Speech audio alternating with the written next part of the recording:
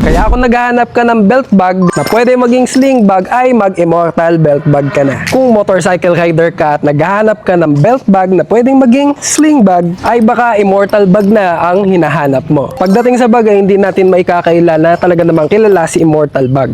Kaya naman maraming riders ang nagtitiwala sa mga products nila dahil medyo matagal na din sila sa industriya ng pagbebenta ng bag. Bukod sa napakagandang design, marami ka ding mailalagay sa bag na to. So unahin natin dito sa harapan. So meron siyang buckle dito. Pwede kasi kayo maglagay dito ng bottle. Yan. Meron niyang garter dito. Tapos meron na din siyang additional na zippers pagdating dito.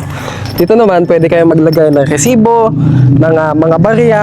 Tapos yung zipper pala ni Immortal is sealed. So nakabaliktad siya. So hindi siya prone pasukin ng tubig kahit abutin kayo ng ulan. Pagdating naman sa main compartment niya is talagang very spacious. So kung makikita nyo, talagang marami kayong mailalagay dito like cellphone, power banks, wallet, susi, pabango, at marami pang iba. Meron din yang separator dito.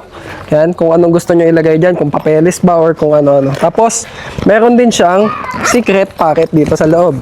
So kung gusto mo maglagay ng importanteng bagay, pwede kang makapaglagay dyan. Hindi lang yun mga bossing, mayroon din yang zipper dito sa may likod. So pwede kang maglagay ng iba pang importanteng bagay na gusto mo itago. Kaya kung naghahanap ka ng belt bag na pwede maging sling bag ay mag-Immortal belt bag ka na.